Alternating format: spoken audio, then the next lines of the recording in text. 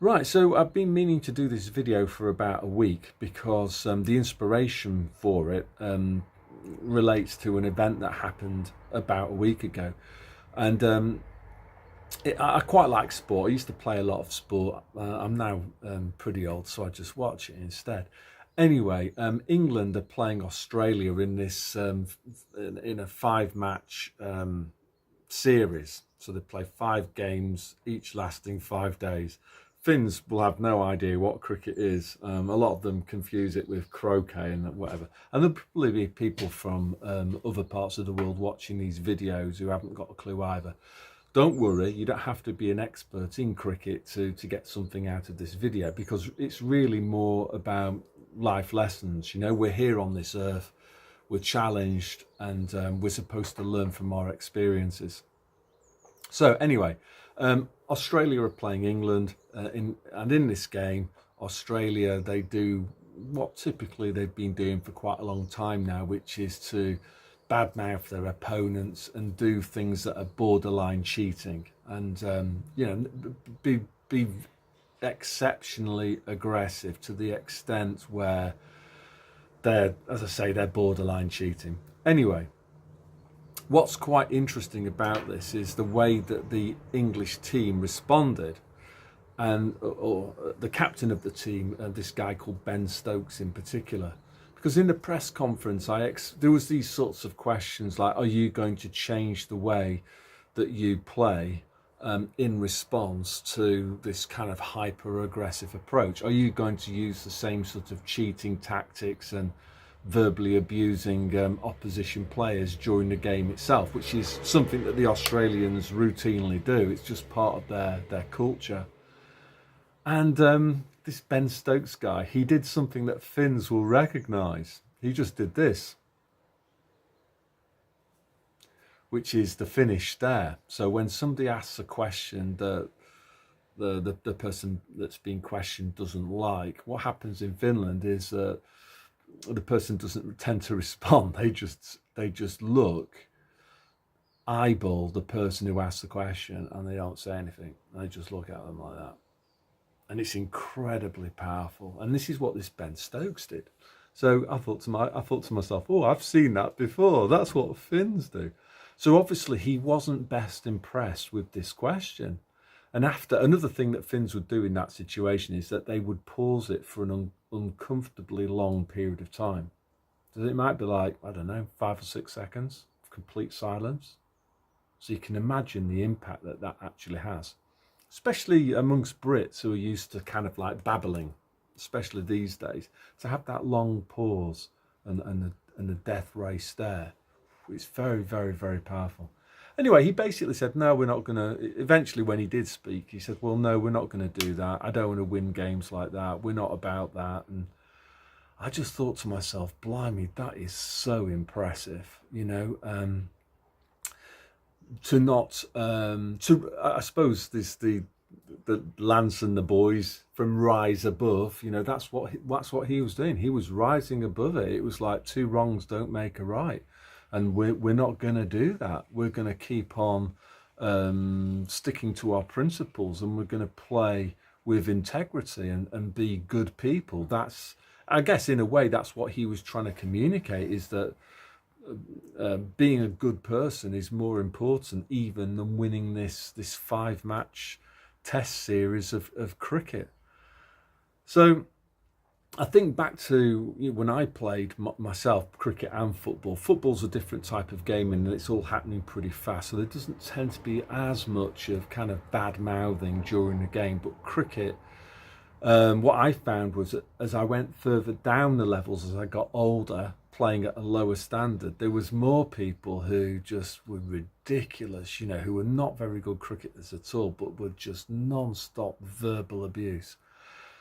And to my shame, and I recognise it now, and this is a difficult video for me to make, was that I often responded to it in kind. And although it was quite successful, you know, in terms of winning games, you know, because these people, they were very good at dishing it out, but they couldn't take it themselves. What I've recognised now is that actually I was wrong. and the right thing to do would have been to just rise above it and just say nothing. We'll just smile at them. Because, I suppose it's that old adage again, isn't it? Sticks and stones may break my bones, but names will never hurt me. I don't think kids are taught that anymore.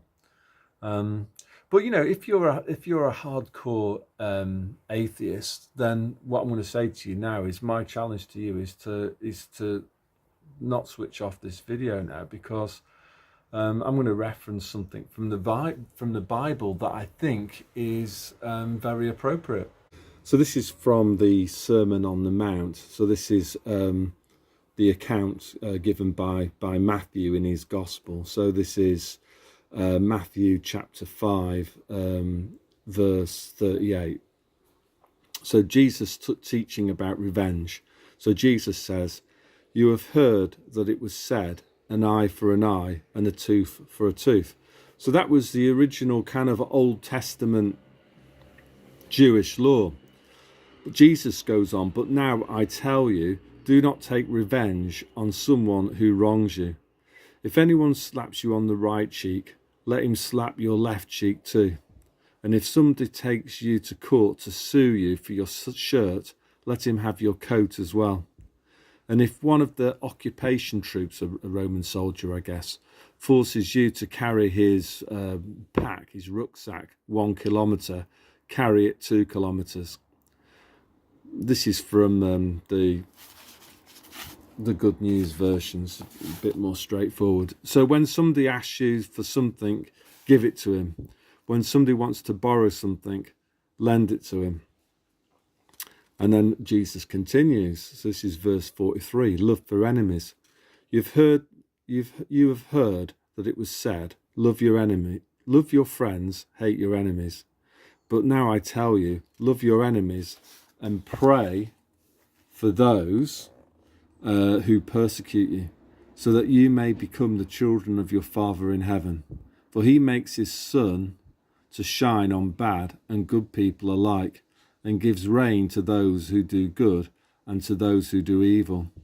Why should God reward you if you love only the people who love you? Even the tax collectors do that. And if you speak only to your friends, have you done anything out of the ordinary? Obviously not. Even the pagans do that, said Jesus. You must be perfect, just as your Father in heaven is perfect. So if you look at that, you think to yourself, well, blimey, that's a tough ask. Because I do agree with this, that human beings were born imperfect. This stems from the Garden of Eden, when Eve convinced Adam to take a bite from the apple. And Jesus came along, shed his blood on the cross in payment for our sins. And all we need to do to get into heaven is to accept Jesus's free gift, to accept his blood, the blood that he shed in payment for our sins. So that in itself is really, really important. Of course it is. But I think another thing that's written in here is that I think also to fully accept that gift that Jesus gave us, I think we're also expected to try to live a good life as well. There's a moped there. I don't know. Like some kids here that are absolutely crazy. Just like, what if something's got 4 wheels or 2 wheels, they're into it and they just zoom around everything. Anyway, good for them. That's what I say. I'm not going to be a miserable old thingamajig. So what I was about to say there was that we're also expected to learn whilst we're here, and some of those lessons, some of those things that we know to be true, might involve us having to make some pretty big changes to the way that we live our life. And I think that's something that I've got to learn, is to not fight fire with fire. If somebody says something stupid to me, rather than responding to it, I've just got to let it ride. My wife's exceptionally good at that, but certainly better than I am. But that's something that I've got to learn. and maybe the best thing to do is to smile, you know. And also this thing about loving your enemies, it couldn't be clearer. This is what Jesus expects of us, and I believe the Bible, so I believe that that's true. That's what's expected of us, is to love our enemies and to turn the other cheek. And that's exactly what this guy Ben Stokes did in this Ashes cricket. Rather than going down to their level and responding to verbal abuse with verbal abuse, he didn't do that. And they still played exceptional sportsmanship, whilst at the same time the Australians seem to be doubling down on their kind of gamesmanship. So that's all I want to say today. So God bless.